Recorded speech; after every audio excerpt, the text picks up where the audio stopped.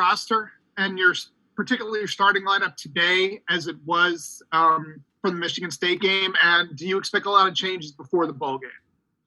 Yeah, it's really still kind of a moving target. A lot of conversations going on right now. Really has been since the last game at Michigan State, obviously. So we'll see how that plays out. But as you see this across college football, this is going on. So we'll see how it goes. But there's still ongoing conversations. Audrey Snyder, The Athletic, and then Donnie Collins. Hey, James, good morning. Hey, Audrey. Is Anthony Poindexter going to be your DC for the bowl game? And regardless of who that person is, what's Manny's role going to be kind of during this period? Yeah, so Anthony Poindexter will call the defense for the bowl game. And then Manny's really here, getting adjusted. Obviously, all the HR paperwork that has to be done at a place like Penn State. Getting him familiar with the roster, getting him familiar with the coaching staff, just getting adjusted, recruiting, all those types of things. So, that he's basically here, just kind of getting adjusted to Penn State. Wouldn't be fair to him, or the staff to jump right in. So obviously after the bowl game, we'll make that, that transition complete. Donnie Collins, Scranton Times-Tribune, then Nate Bauer. How you doing, James? Hey, Donnie. Hey. Obviously, Brent was going to be a difficult guy to replace for you guys. What did you know about Manny that made him feel like the right fit to you? And was he one of those guys you kind of had on that list of potential people that to step in case that was ever needed? Yeah, as you know, to your point, we keep an ongoing list of guys that are obviously, maybe fit different roles within our organization. And then, obviously the time that we have been able to kind of interact over the years, there was a lot of exchanging in ideas between the defensive staffs, really over a long period of time. And then when you really kind of, when you really start to get into this and you really start to do more, deep dives in terms of information, in terms of fit, in terms of scheme, so that you're not, starting all over with a completely different scheme and current players in your roster have some concerns and question marks there. And then obviously the recruits as well, so being able to go out and get the most experienced defensive coordinator that we can get. The head coach experience is a bonus, but the most experienced defensive coordinator, successful defensive coordinator that we could get that came from a similar scheme background. So, I was trying to be a little bit sensitive. Obviously, his last week was kind of crazy, as everybody followed on social media, and it was a whirlwind. So I was trying to be respectful of what he was going through, both personally and professionally, but also making sure that we talked enough that we could come to a point where both parties were comfortable with it moving forward. The other thing, as you guys know, is I work really hard to try to make sure that our players and our staff find out about it before anybody else.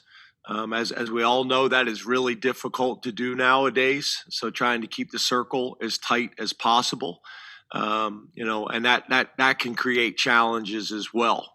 So combination of kind of all those factors. And then the other thing, Donnie, as you guys know, there was a bunch of, big time programs that were in need of defensive coordinators. And a lot of us were all, talking to the same people. So that factored into it as well.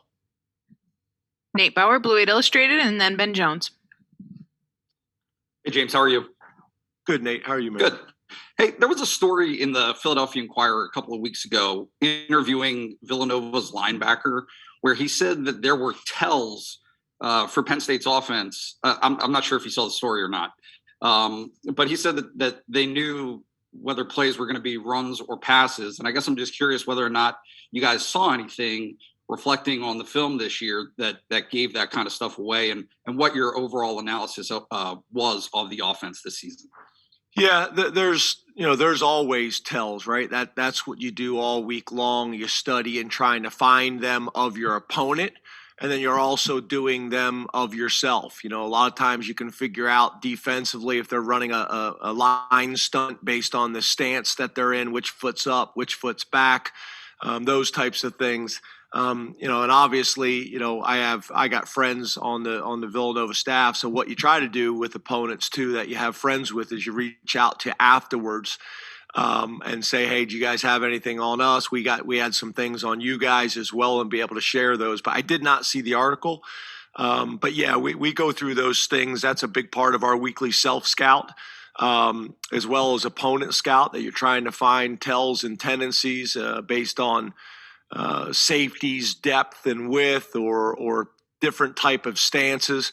We had an indicator, in terms of one of our offensive linemen's stance that we were able to get resolved after that game. But there always is something there in yours, and there's always something in your opponents, and you're trying to figure out what those things are and try to either eliminate them or complement them with a tendency breaker, because maybe it's something you can't eliminate. It's going to be there, but that you're going to have some other plays or other schemes that you're going to run out at a similar tendency to break it, so they're not as confident. Ben Jones, StateCollege.com, then Rich Scarcella. Hey, James, how's it going? Good, Ben. How are you, man? Good. In the last couple of weeks, you were able to hang on to a key assistant. You were able to beat out other programs in about 5 days for Manny Diaz. We aren't privy to a lot of the details that go on with your negotiations or other people's negotiations, but do you think 12 months ago that you guys would have had that mobility to do that? You're talking about systematically at Penn State? Yeah. That's been probably one of the things that we've been working on since I got here is how can we be more streamlined? How can we move quickly? We're not really in a position where it's the weekend and people aren't working on the weekend or things like that. That could show up, whether it's bringing in a transfer student, whether it's hiring staff. In college football, there's really not a day of the week or a time of the day where you can say, we're not open for business. So I think we have improved in that area. I still think there's room for growth. And I think, Ben, to your point, when I talk about competing in every single area, 364 days a year, those are the type of things. I think that's a really good example. Being able to move quickly, being able to get a contract, in place that people are comfortable with. Obviously, there's always lawyers involved and those types of things. But I think that is one of many elements that I think we have improved on, but we still have room for growth there. And I think that's a really good example, Ben. Rich Scarcella, Reading Eagle, then Mark Brennan.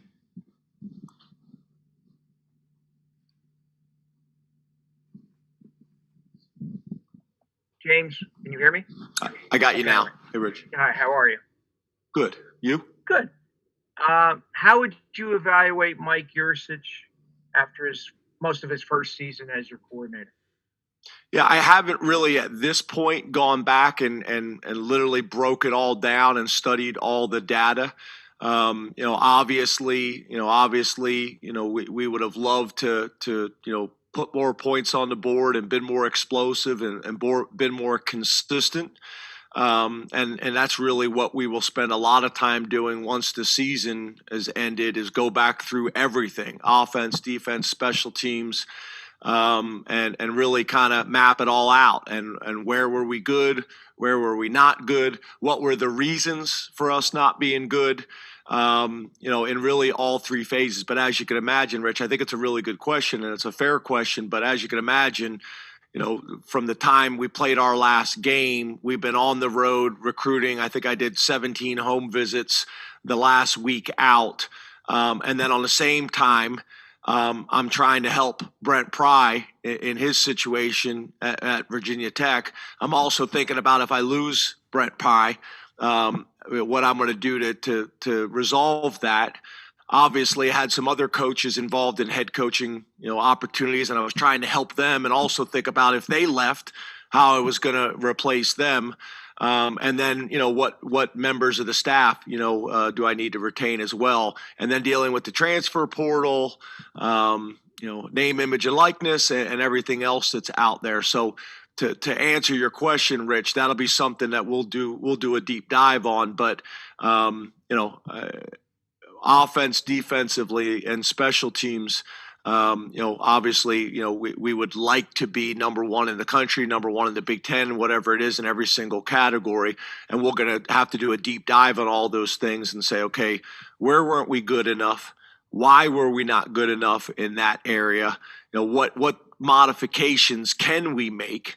And what needs to be resolved either through the recruiting process, through the transfer portal, or the old-fashioned development, which is a huge part of it as well. And that's development of the players, and that's development of the staff too.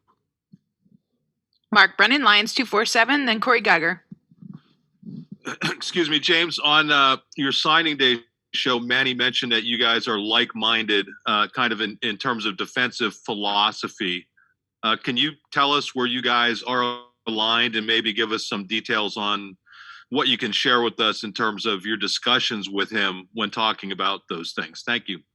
Yeah, I think the biggest thing, Mark, on that is, do we both base from a historical perspective and what we've done here and what he's done, do we both base out of a 4 down, in terms of base defense? Do we have the ability to go 3 down? Yes, but are we basing out of a 4 down?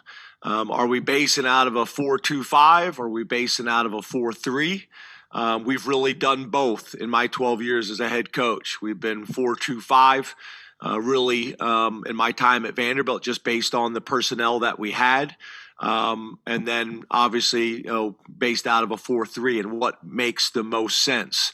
In terms of on the back end, are you basing out of a quarter, half? Are you a man, middle of field closed man team? Are you trying to be disruptive and create, sacks and tackles for loss? Or are you playing more, let's eliminate the explosive play and keep everything in front of us, mindset. So it's really those things that I was aware of, and I think he was aware of based on, again, previous discussions and us studying them and them studying us, which was helpful. We have other kind of, crossovers in terms of he was at NC State the whole time I was at Maryland. He was also at Florida State when we were at Maryland.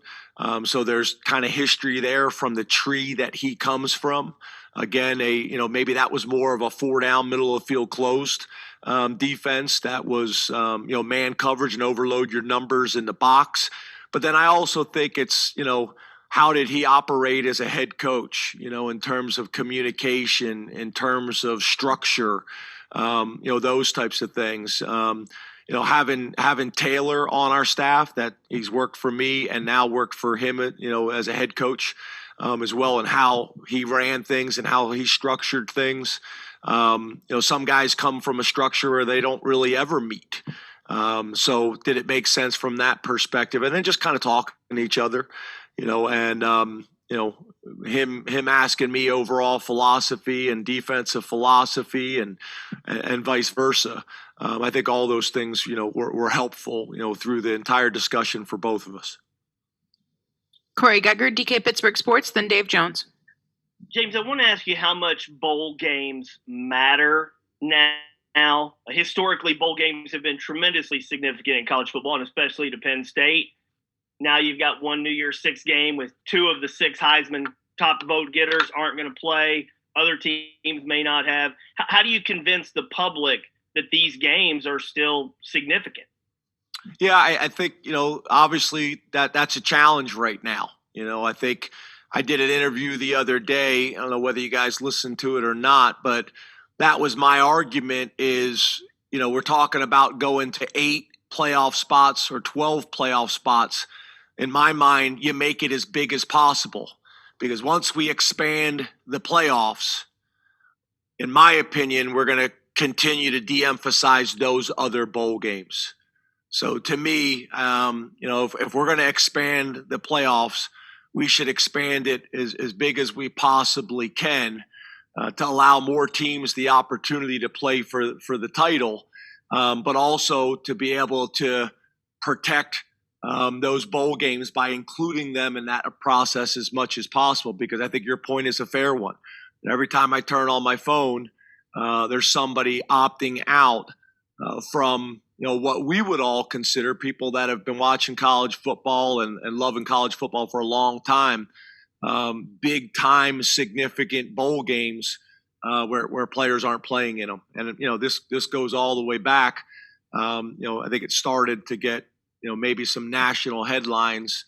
I think it was maybe when it was McCafferty opted out at Stanford. If that's the first one that jumps into my mind, if I'm right there. But there's obviously been others. Dave Jones, Penn Live, then Mike Gross.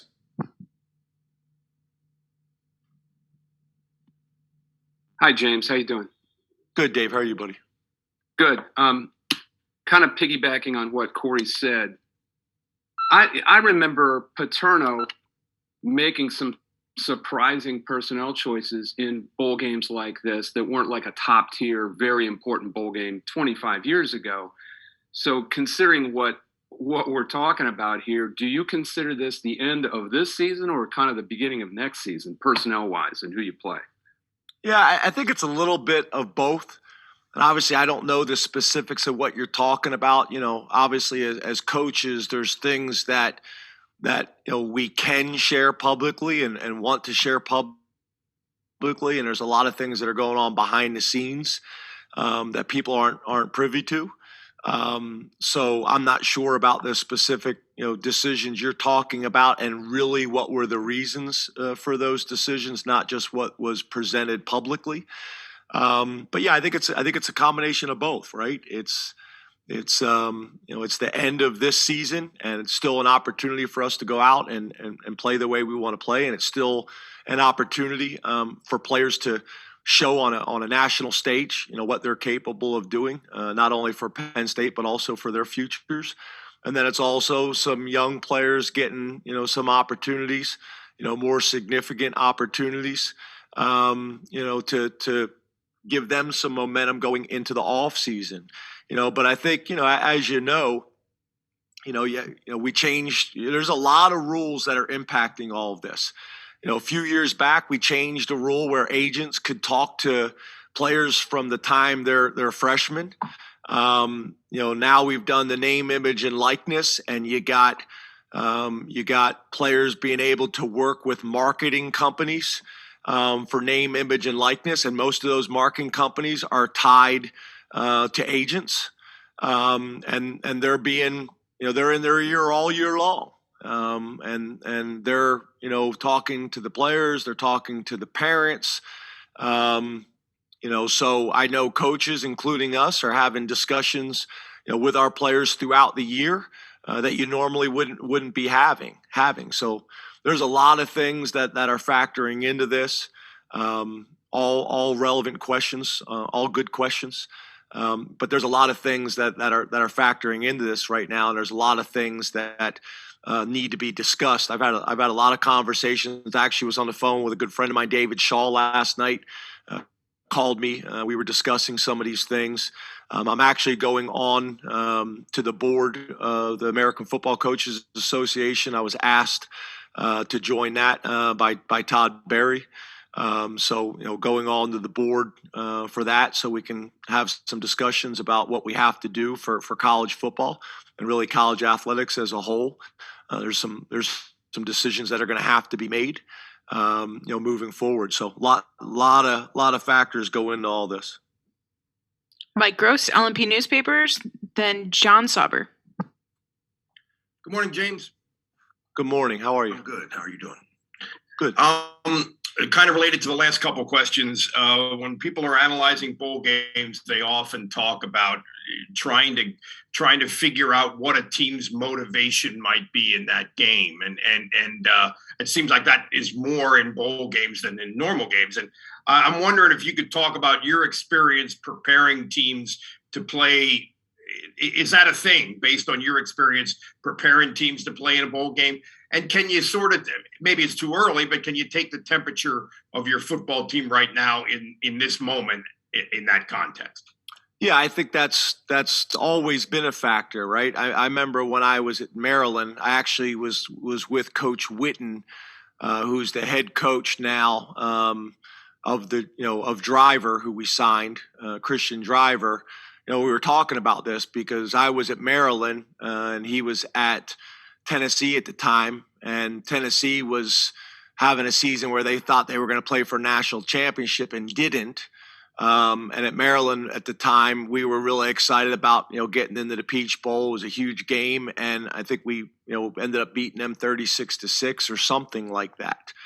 So that's always been a factor of it. There's no doubt about it. So it's funny. I was also talking to Anthony Poindexter the other day and a bunch of other coaches, about, what bowl season used to be like. It was 2-a-days. I remember being at Maryland, with Ralph and playing in the BCS Orange Bowl. We made it to the playoffs and we did 2-a-days. We literally landed the plane and went right to the field. We didn't even go to the hotel. And I remember talking to Anthony Poindexter. They were doing 3-a-days. And then I talking to Terry Smith, and they were talking in the old days at Penn State, they would go for 2 weeks. They'd go a week somewhere and practice, and then do a week at the bowl site specifically to that game. And it was the same thing. It was 2-a-days for that first week, and then it would get to more bowl prep the second week. So, if you look at how bowls have changed over the last however many years, it's dramatic. I remember being at schools that didn't have an indoor facility, and you're practicing outside in the Northeast at 30 degrees weather, and how that was trying to get the guys motivated for that. So there's a lot of factors that go into it. There's no doubt about it. I think to the point that Dave had earlier, it's obviously the younger players that you have in your program that may be getting more significant experience than they've had, kind of where they're at with it compared to some older players. And then I think, as you go on social media and there's all types of information being sent out there about what's important and what's not. There's mixed messages across our society and a lot of different things right now. Some people call it rat poison, so we're trying to eliminate as much distraction as we possibly can, but also be realistic about what's going on and try to do everything we possibly can to put our players and our program in the best position to be successful, and also to make sure that they have the best experience they can have. John Sauber, Center Daily Times, then Mike Crowley. Good morning, James. How are you? Good morning. You as well. James, you talked a lot about Manny Diaz, like what is sort of the same about what he does schematically compared to what you want in the past. What does he do that separates himself, and what about that made that appealing to you? Yeah, I think it's, if you look at the data, and obviously things have changed right now as being a head coach, but I think, some of the stuff that really jumped out, is the tackle for losses, and the turnovers. He's got some really good, data out there based on his time as a defensive coordinator. And then you look at the data, and then you also watch the film, and then you also talk to people, that you respect, that went against him, during those times as well. And not only did I get that before, but then also got that after. It was amazing how many people reached out to me about after the hire, about why they felt like it was a good hire and the details of it. So we did a lot of that homework ahead of time, but I think that the disruptive aspect of it, I think has aligned with really who we've been in the past as well. Tackles for loss specifically, and then turnovers. And I think if I had to say one area that I think we can be better at defensively is turnovers. We've been pretty good in terms of sacks.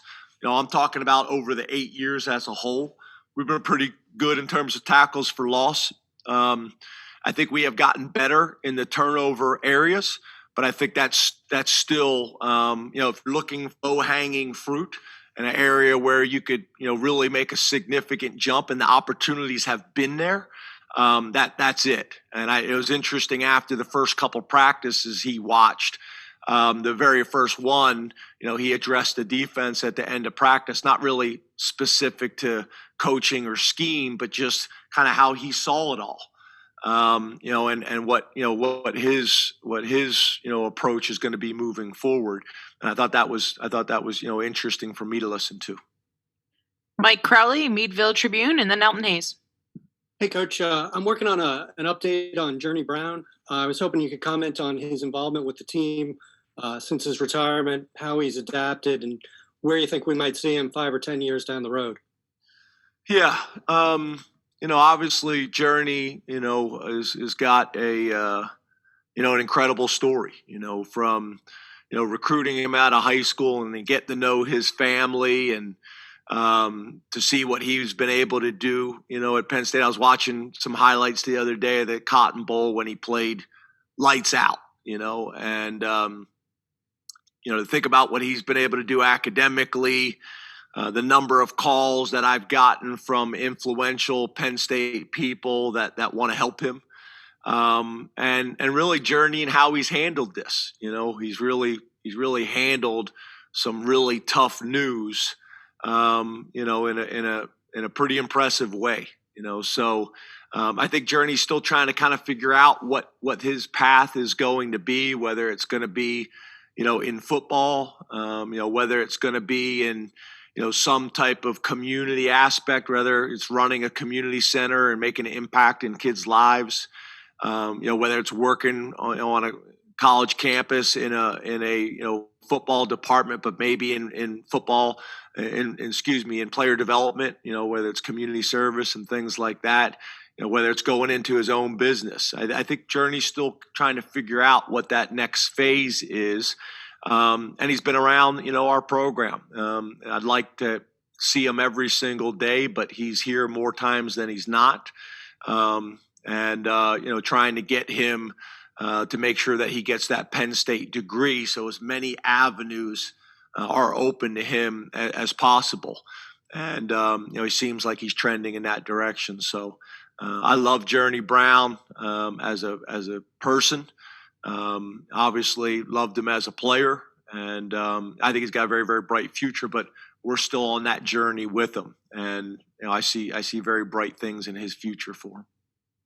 We have time for 2 more questions. Elton Hayes from CNHI Pennsylvania, and then Neil Rudell will wrap us up. Hey, James, how are you this morning? Good, Elton. Good morning. Kind of going back to the bowl question, you're taking a number of guys who are completing their second season here, but they're making their first bowl trip. I spoke with Keandre Lambert-Smith earlier, and he was kind of talking about things that he was excited for about going down to Tampa and just a change of venue, change of pace. What's the temperature like with those young guys who are going to be making this trip? Yeah, to be honest with you, as you know, Elton, I wish I had specific answers for you, but again, since the season ended, we've been ripping and running, and then we had practice yesterday. We got practice today, and I think the practices have been really good. I thought practice yesterday there was a real element of energy and enthusiasm at the end of practice, and guys flying around and having fun, and some guys that are getting a lot more reps right now than they got during the season. So there's some energy that comes from that. There's guys that their roles are going to be more significant in this game, based on some discussions that are still going on. I think Keandre is one of those guys, right, that we're all we're excited about when we were able to get Keandre to come to Penn State, and he's shown some flashes. And I know he's ready to take that next step, and we need him to take that next step. So I think he's a good example. But it's been overall, it's been really good. And then I think obviously having a guy like Sean come out and make a public statement, I think there'll be a few more of those coming out here soon, hopefully. But it's been good. I think today's practice will be good because today's really the first practice where we're really transitioning into Arkansas. The other games were more like, the other practices were more like spring ball type practices that had some Arkansas introduction elements in them. But today is truly a Arkansas practice. We will have another Arkansas practice on Sunday. We don't practice on Saturday because we leave that day open for the guys that are graduating. And then it's pretty cool. Vangelo Bentley, one of our graduate assistants, is graduating with his master's degree. So I'm super proud of him, which is also important. And then obviously, guys will get a little bit of time off after they finish up their exams and get some time with their families for Christmas, which is nice. And then we'll travel Christmas evening. We'll travel Christmas evening to the bowl site. So, so far so good, Elton. But today I think will be a true tell because it's more specific to our opponent. And Neil Rudello, Tuna Mirror.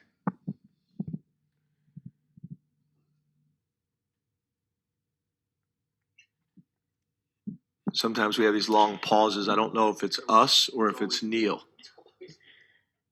Neil, is your mic working? Yeah. How about now? There we go. Yeah. There you are, Neil. How you doing? James. You mentioned moving parts. How you doing, Neil? Good, James. How are you? Good. Maybe you said that while your mic was off, but I didn't hear any of that. So I just make sure I get you. Merry Christmas. You as well. Hey, Neil, I like that.